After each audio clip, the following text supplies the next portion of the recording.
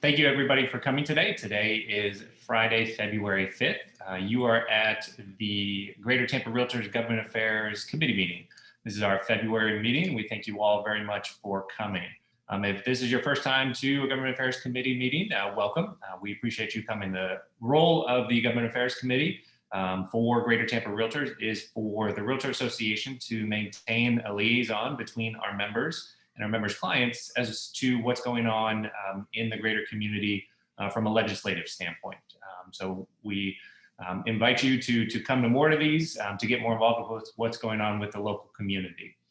With that, we will go ahead and start our meeting as we always do with the Pledge of Allegiance. Just a quick housekeeping reminder, we ask all of you to stay on mute. I will lead the Pledge of Allegiance and you can say it at home if you like. I pledge allegiance to the flag of the United States of America and to the republic for which it stands, one nation, under God, indivisible, with liberty and justice for all. All right, so moving right along into our agenda. If everybody would please review the minutes from our January meeting, if you have not had an opportunity to do so. Do we have any questions or comments about the minutes from February? All right, hearing no questions or comments, the minutes from January are approved. With that, we will go right into the heart of our meeting today. Today, we are very privileged to have Commissioner Pat Kemp with us today. Our very own Vice Chair, Rick Pfeiffer, he's going to lead the discussion with Commissioner about a couple issues regarding housing, transportation, and the environment, issues that are very important to us as a Realtor Association. If you're unfamiliar with Commissioner Pat Kemp, she was first elected to the commission in 2016 and then again re-elected in 2020. She has served in several roles in public life, including as chief aide to Congressman Kathy Castor. I apologize if you hear the screaming baby in the background. She's also served as an aide in the State House. As attorney, she has served for private practices as well as the Bay Area Legal Services. And fun fact, she also worked for WUSF, local public radio. So shout out to local public radio. She's also the co-founder of the Old Seminole Heights Neighborhood Association and has served as roles in the Sierra Club and Tampa Crossroads. Rick Pfeiffer, our vice chair for government affairs. He's the broker and owner of Vintage Homes Realty located in Seminole Heights. He's a big proponent of Seminole Heights as well as what's going on in our local community.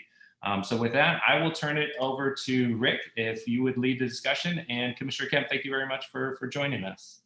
Thank you so much for having me. It's great to be here and appreciate the opportunity really to talk to you all, because I know you care deeply and are heavily involved in the community. So I'm really glad to have the back and forth too. That'll be nice. Do you want me to just start with Rick? Would you like me to just start with kind of like what I've got teed up here in the... Well, I think what we had talked about the other day was obviously the wetlands, and you had some things that you wanted to update us on about transportation. And then of course, affordable housing is obviously really important. So I will, I've got a PowerPoint with some, because I find it easier to talk about transportation, have people get some, you know, a look at kind of how the maps go. And if we can just pull that up, I know I put something there. There we go. So as you all probably are very aware of, we have our transportation tax, the 1 cent sales tax at 57% of the people in Hillsborough County voted for. Amazing support for that. We passed it in 2018, and it is still being held up at this point by the Supreme Court. I can tell you that for months and months and months, Supreme Court decisions come out every Thursday, and people have believed that it was coming out. As of yesterday, people were, you know, were contacted or get texts or, you know, another Thursday's passed. So in the meantime, what's happening is all that money is just gathering up. It's in escrow accounts. And I think it's a good it's a good thought, and we'll have a discussion soon. Commissioner Harry Cohen brought it up at the end of the meeting on Wednesday, the last day, and saying that, maybe we should be looking at starting to expend the money. We can do it. I think it would be a wise thing at this point to do. And, it's going to be, I wouldn't put it on operations or anything that was permanent at this point, but I would put it on, would start expending the money for capital. And, a certain portion of that belongs to unincorporated, a certain portion to the city of Tampa, Temple Terrace and Plant City, and 45% of that is money for HART to look at all kinds of transit options. And I've been focused on the transit options, and I'll talk to you a little bit about what, at this point, several committees in Hillsborough County, the Metropolitan Planning Organization has passed their interest in this and prioritized this as something to look at and begin to explore the use of the CSX tracks as well as HART. So it is, and we put aside, I think, 100,000 to begin our first exploration. It's been sitting out there for a long time. Other communities across the nation have started to use CSX or similar type tracks, which are now used for freight, for commuter rail as well, and sometimes moving freight at night. They've done it in Miami now, right from South Florida right through Miami-Dade, Broward, and Palm Beach for decades now. And by the way, the state bought their track and pays their operational costs every year, still to this day. About 8 or 9 years ago, they started Sunrail in Orlando. The same thing, they converted CSX tracks there for commuter use, and they weren't nearly as well placed as ours. But if you go to, when I went to Denver and when I went to St. Louis, same thing, they had CSX tracks that I took from the airport in those places to their downtowns, but they had them moving to other places as well. All over the country, it's been something that has been done over and over again because the tracks exist.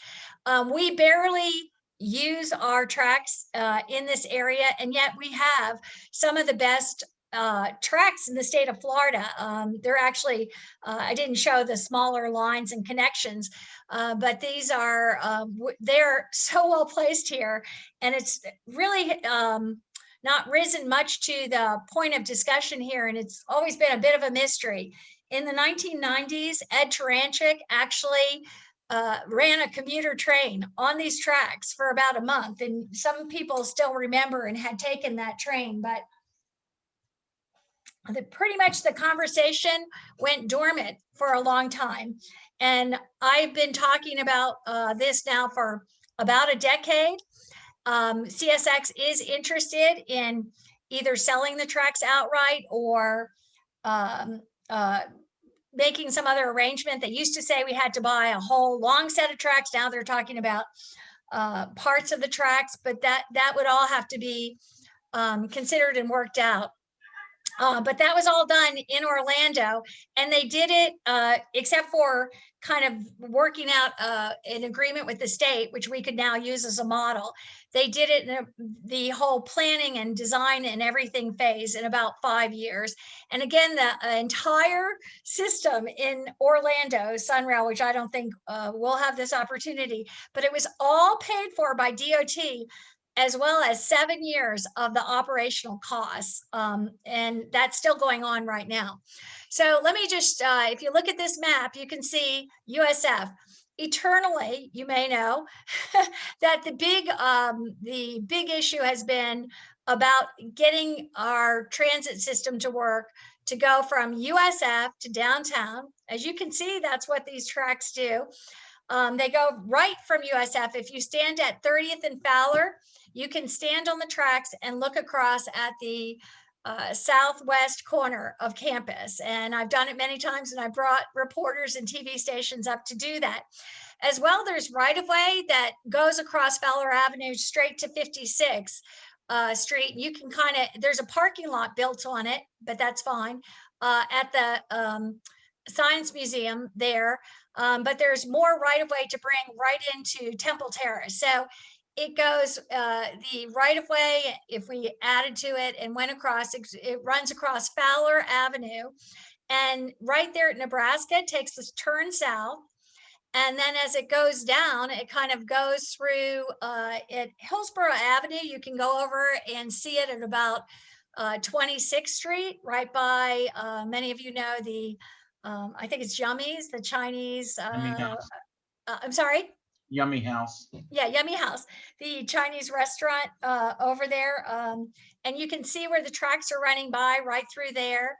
And it's actually, it runs through a lot of places. I've been up and down these tracks to see. It runs through a lot of places, which are apartment complexes, which are very nice apartment complexes, a couple of stories high. And the other, there's a huge area of this through Sly and Hillsborough, where the county owns a whole lot of property, but with pretty old buildings that are health centers and our old Operation Safety Center, which we've replaced. And there's a lot of opportunity, I think, in there for workforce housing and different opportunities if we were to use these tracks. So you bring them down and they go straight into Ybor City. That's where you see that first, where it turns to red. It switches lines, but that's all fine. It goes straight to Ybor City.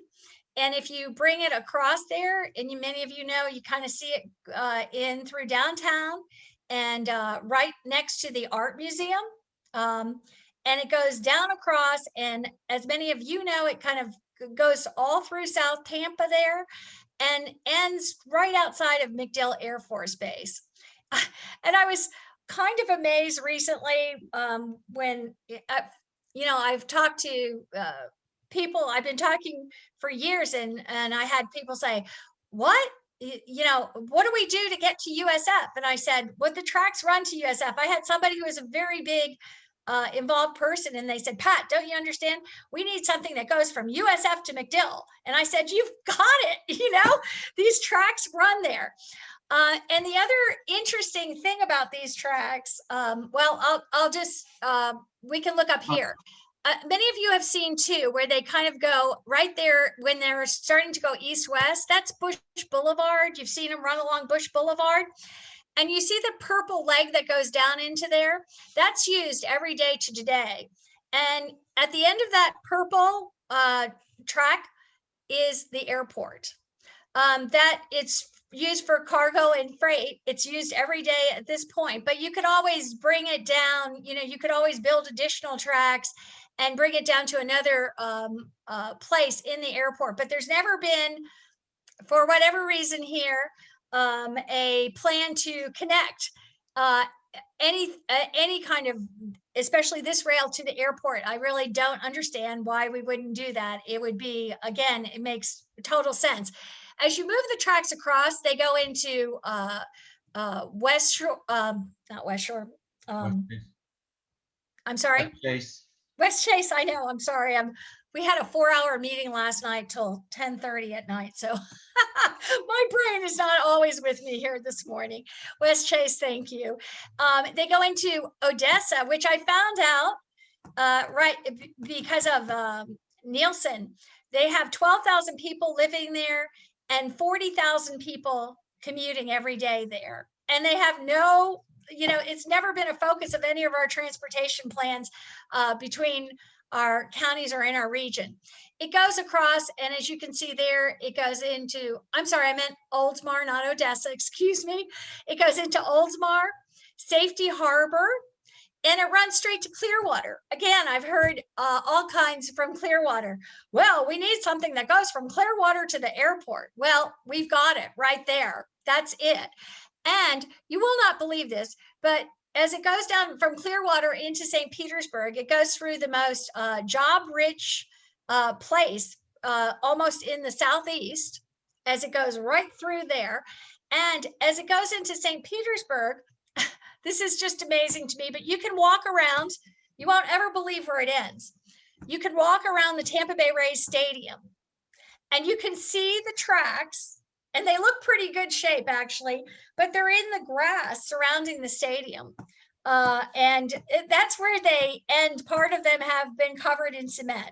Why we have not used this opportunity in this region to put in a commuter rail, I will never know, but I can tell you I've been fought very hard about this. At this point, I'm really looking for Hillsborough County, a first leg going from USF down through there to McDill. And here's some other interesting things. I just like you to understand this because I hear so much about transit and whatever else. So let me give you some numbers here. Sunrail in Orlando, which is very similar to this, they were able to buy the tracks, buy the right-of-way, convert the tracks, get the trains, get the station, set up the entire system for about $20 million a mile. Might sound like a lot to you if you're not involved in these kinds of figures. But to do the same system, if we were to build this today with a new light rail system and the tracks didn't exist, we're talking 100 million a mile. So we go from 20 million to 100 million a mile. What we're doing now at the So, yes. Well, let me just, can I just finish with the numbers for a second? Yep. And then I'd be glad to talk. I-275 and I-4, what we're doing there, which is really not even how they had separated and put the area in the middle without even constructing new capacity at this time. That modification of those roads were 120 million a mile. So we're talking 20 million a mile, 100 million a mile, 120 million a mile. And if you look at the connector road from I-4 to the Leroy Selman Expressway that was built, it's 1 mile long. It was built, back in 2008. And I just wonder if anybody could make a hazard a guess about how much that 1 mile of road cost.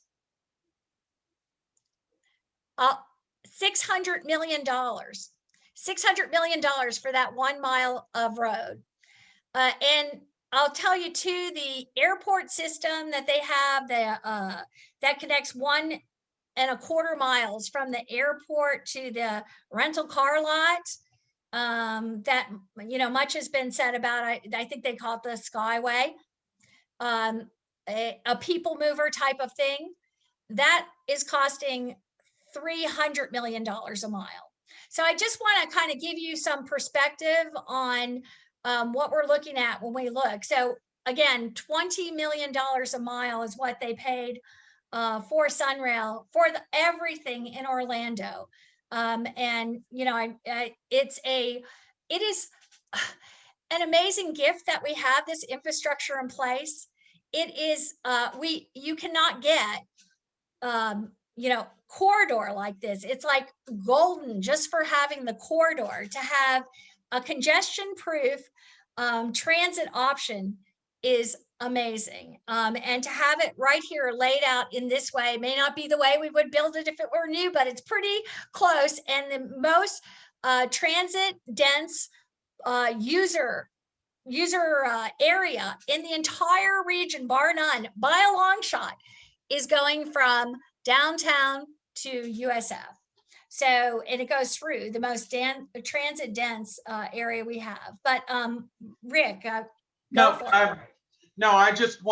wanted to make sure that we could end up touching on all the issues, and I know how long the whole layout of the discussions of our options. I know you had mentioned about the ferry being re-upped, and I know we've got a lot of people that come from South County. So that would be something I think some people would be interested in. Sure. Yeah. I don't want to, thanks for the time check. The other thing I want to tell you is we're working on a BRT system that goes bus rapid transit and these are much like trains the way they have them now, level onboarding, ticketing outside. We're looking at all that going from USF down Florida Avenue We're also looking at the same thing going, and I'll show you. We'll move to the next slides.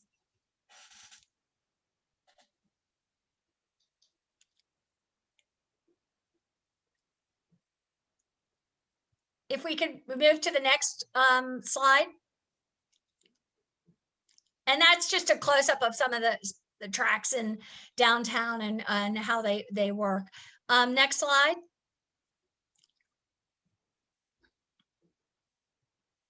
Okay, Cypress Street, a really important street. And I think everybody's kind of landed on that as a connection from downtown to West Shore. And you can drive that and check it out, but we're looking at all kinds of systems for that. It's such a perfect street. And so we're looking at bus rapid transit, whatever for that street, but that's an important street in the future to make that connection. It's always been connecting USF to downtown to out to West Shore of the airport. So we can move to the next slide. And here's the ferry. And it's been a project I have championed for a long time. And we were looking at it as well from, well, I was working on it well before I became or ever thought about becoming a commissioner. But we had support, we were moving ahead on it. Many of you know you've been using the ferry, and if you haven't, you should. It's being used right now. It's seasonal ferry. We've had it for the last 3 years. It sprung out of this original project. So the seasonal ferry goes, as you can see right there, Tampa to St. Petersburg. It was never imagined to be a commuter ferry because it isn't very practical as that when it goes from Tampa to St. Petersburg. And it was always kind of supposed to be a spin-off of what was our commuter ferry project, which is South County to MacDill Air Force Base. There is a huge commute there. Thousands of people that take their cars and go all the way around, blocking in South Tampa the Air Force Base entrance in the morning, putting traffic on all these roads. And right now it has become painful in South County to drive, at least before pre-COVID. It's gotten a little bit better, but now all the complaints and the issues are starting up again, and we keep throwing housing down there. So you can see where the, you can see where there's a very short distance. If you go from South County to MacDill, it's about a 13-minute trip. And it avoids like an hour and 15 minutes around. And that, again, is low-hanging fruit. They have started a ferry system in New York, and they originally ordered 19 ferries, 150 seaters, and they stopped and changed their order to 350 seaters because it was just the amazingly wonderful way to move people. And it just makes so much sense with us here. And I guess I didn't get the slide with what the ferry system has turned into now. We're bringing it got killed by the county commission in the last commission. We just voted to move it forward by a 6-1 vote. It's coming back again. Hopefully we will get the 24-month window of the preliminary studies we have to make this permanent, year-round, and a 4-ferry system. And that would take it, with the 4 ferries, we could do this evening and weekend route from Tampa to St. Petersburg, but we'd also have St. Pete to South County, and we'd be downtown and back again between those for the evenings and weekends. And it would be it's just a wonderful way for us to move people, congestion proof again, and low cost. We don't have to build those expensive roads. The entire ferry system is $30 million, what we've looked at, and for 4 ferries all the time. And we don't have ongoing operational costs for it because that's something the ferry contractor is willing to deal with. And so we've had also incredible on the Tampa to St. Petersburg ferry, we have incredible ridership, something way more than we've ever projected. And I started looking back at a bus that was running 12 times a day between St. Petersburg and Tampa for 3 years. So pretty decent bus service between the two of them. And it was running 12 times a day. And in 2017, the top year that it started losing ridership in 2019. But it had, I think, moved in the entire year, 12 times a day, 43,000 people in the ferry system on evenings and weekends, and no Monday service, and for a while, no Sunday service because of issues. But it had moved in just 6 months, like 10,000 people more than that. So it's proven that it will work and it will be wonderful. And I hope that we will have the support on our county commission. And I can tell you in the community, the support is, I get asked more questions about this than anything else. People desperately wanting us to have this as an option. And did you want I'll just say the other things that I've been pushing and we've been pushing and moving the county in the direction of are Vision Zero, really strengthening our trail system, which we were way behind all our surrounding counties. I did not realize that. For trails, for walking, for bicycling, for our sidewalks, that our infrastructure on sidewalks are really, really bad. As you all probably know, we have the second most pedestrian and bicycle and automobile deaths, car deaths in the nation, second most in the nation, year after year after year after year here in Hillsborough County. Dangerous by design. We have issues with this and we have got to start dealing with them. And 7 of the top 10 most dangerous places for you to walk or ride a bicycle or get in a car are in Florida, in the entire country. And that's a reflection of our infrastructure, our lack of options, our fast growth without the infrastructure there. And it's very, very dangerous. And we need to change that. We need to make it, we need to make our communities more walkable and have more transit options for people to use, to start looking at how we can move some of the numbers of people that are coming down in some reasonable way. Did you have any, I think we're gonna be moving off of this right now. So, and I want to say something. I often hear people say, I'll just say this. I often hear people, we want trains. We're good for trains everywhere. But as you've heard, trains are $20 million a mile. Of every transit system in the nation, and I think this is true. I've never heard anybody say this, but I was looking and I've looked very closely at all over the country to try to do comparisons.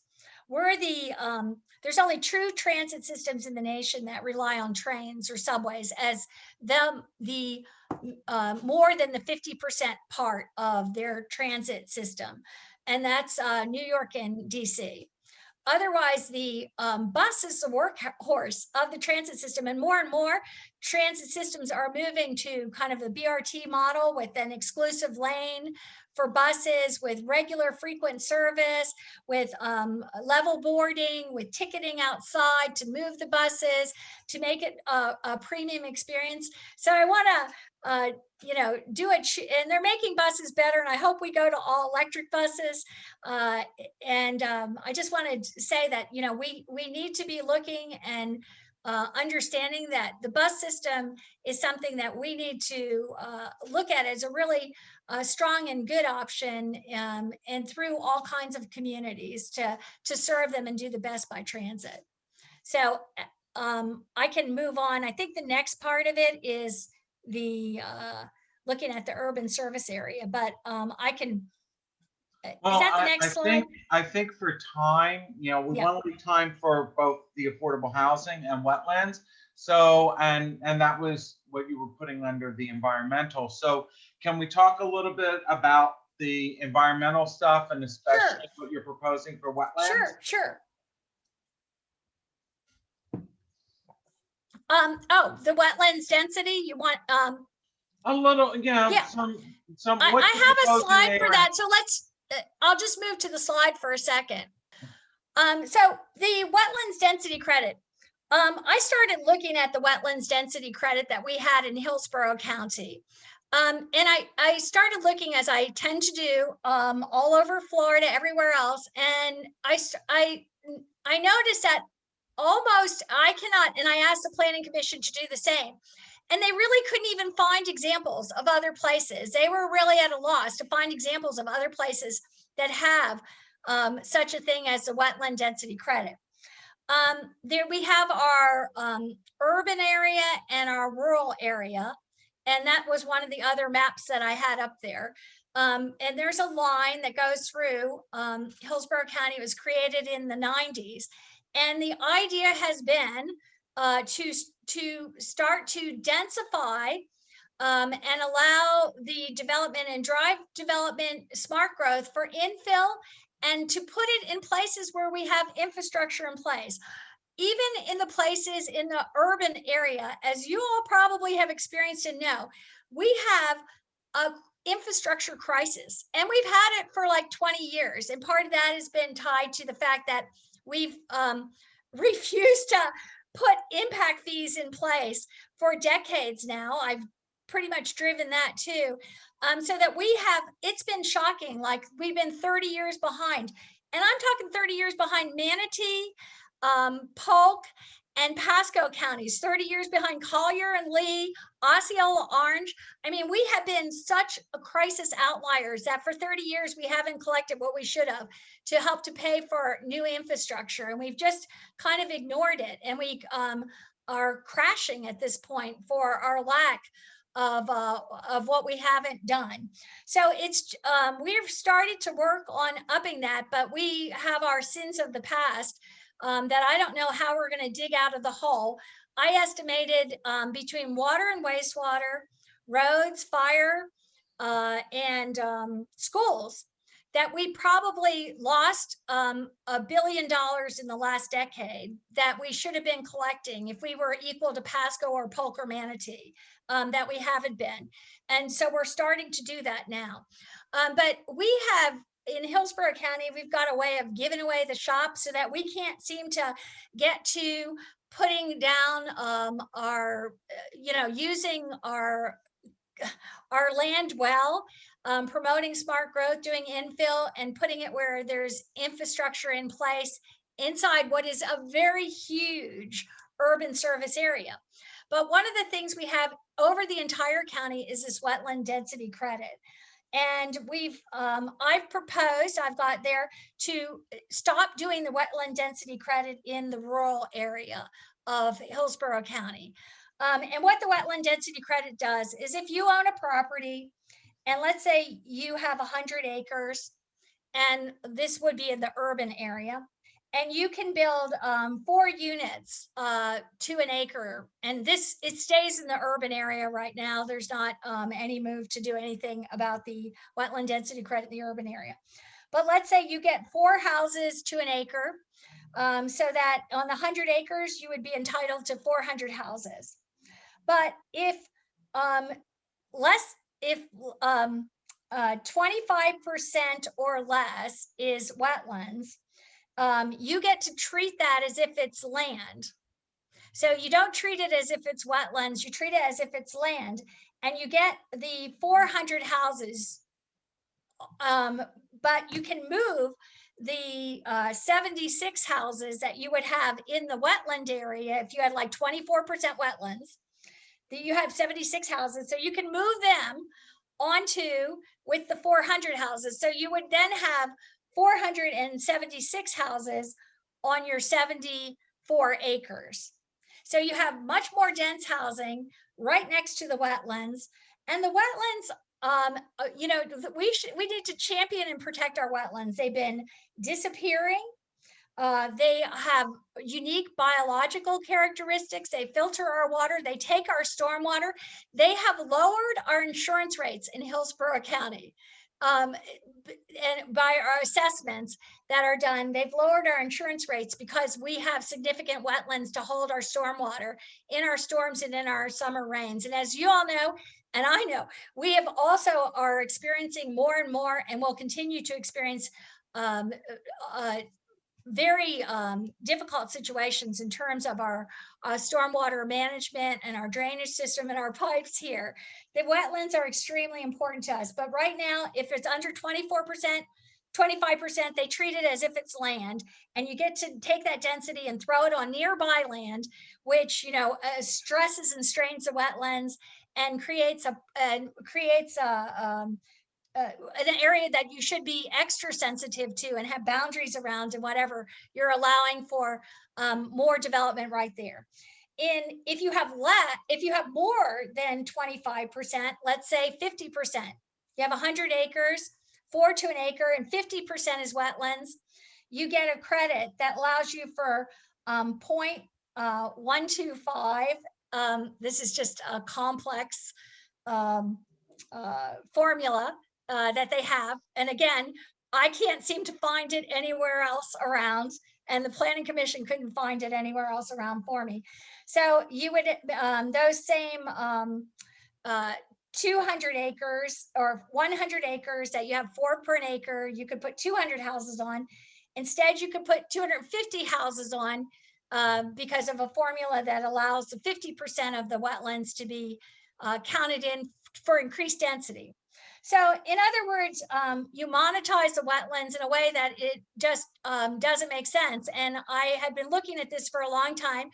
I talked with the Planning Commission and others for a long time, and planners about this. And I thought this is like the impact fees is a kind of credit that does not make sense and does not do us well. And in the meantime, there was this future land use market study done by one of the premier firms in the nation, WTL and Associates, out of Boston and Washington. And unbeknownst to me, as I was talking about this, no one handed me the study, no one told me about it. I found out about it. I know it sounds crazy, but that's the way it sometimes happens at the county. And I started reading through this study, and one of their major recommendations, never talked to them, didn't know. They said residential densities in the approved plan developments were intended to follow guidelines that restricted densities at levels closer to the original plans for the rural service area. They recommend that this practice should be modified, and that you should only develop and be allowed to develop, you know, what you have as actual land, which I started looking at counties all over. And again, that's what I found. They don't do these kinds of unsustainable giveaways that really should not be there. So that's what I have presented, and it just, you know, the policy doesn't make sense. It's nowhere else, and it's a policy that we shouldn't be using, because one of the reasons it came up also is people were talking about transfer of development rights, but since we give away the house in Hillsborough County and haven't been charging impact fees, and we have all these giveaways that make no sense at all. We have some that make sense, like affordable housing in the urban service area. We give special benefits to encourage that. But other places have many more tools because they don't give away everything without really getting benefits for it. So that is what I brought forward about the wetlands density credit. Hey, Pat, so we do need to start wrap it up only because of time constraints. But with what you're proposing, do you have a number of how many acres might be impacted by this proposal? Well, it's in the rural service area. I don't have that number with me right now, no. It's a lot. It's been a lot of information, but I know that we do need to kind of get wrapped up. If you've got a minute or so to touch on anything that's being done in the way of affordable housing. Yeah. We do thank you for doing this for us today. I hope it hasn't been, I can go off on these things, you know, as you see. and talk about them forever, but affordable housing, I'm very proud of our commission now, because for the first time ever in Hillsborough County, in 2 years ago, we passed $5 million, but for a one-time affordable housing grant from the county. And that's a good resource. The Sadowski program by the state would be bringing us $10 to $15 million a year if they didn't keep sweeping it. So we've gotten $0 to $1 million a year for like 15 years from the state fund. But we did $5 million for the first time ever that I know of in 2017. And then in 2018 with the new commissioners, we went all in for it. And we did $10 million a year in a permanent affordable housing trust fund. And I think it's going to really encourage and move a lot greater to deal with the need. Again, the need is almost a crisis need. I think there's the Tampa Housing Authority, which covers the entire county, had a waiting list that they refreshed and took out all the old names and reopened it again. I think they have a waiting list of like 22,000 people. And Wow. yeah, units, that's units. And it's a perpetual list, and they closed it at some point again, because they just said it was, useless almost to have the list out there when it gets beyond a few thousand units a year. So we're doing our share in a good way. We need to do more. And that's one of the reasons we're looking at how we build a sustainable future, which is what the impact fees, the wetland density credits, all this is all about, doing development in a way that makes sense and is affordable and makes us a prosperous, great place for the future. Thank you. I appreciate you this morning. Does anybody have any questions? We got time for maybe one question from the audience before we have to move on. I'd just like to make a comment that Pat, just thank you, because you are 100% right. Developers have not been paying their fair share, and that's the reason we're in the situation today. What you did yesterday is where you're at today. What you do today is where you're at tomorrow.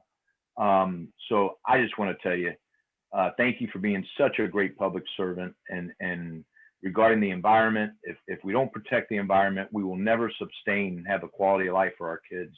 And I plan on, I was born in Hillsborough County, going to live and die in Hillsborough County. So thank you very, very much. Okay. Thank you, Andy, and thank you for so much of what you do too. Thank you. Thank you. I appreciate it, Pat. Appreciate the opportunity to talk to y'all, and thank you.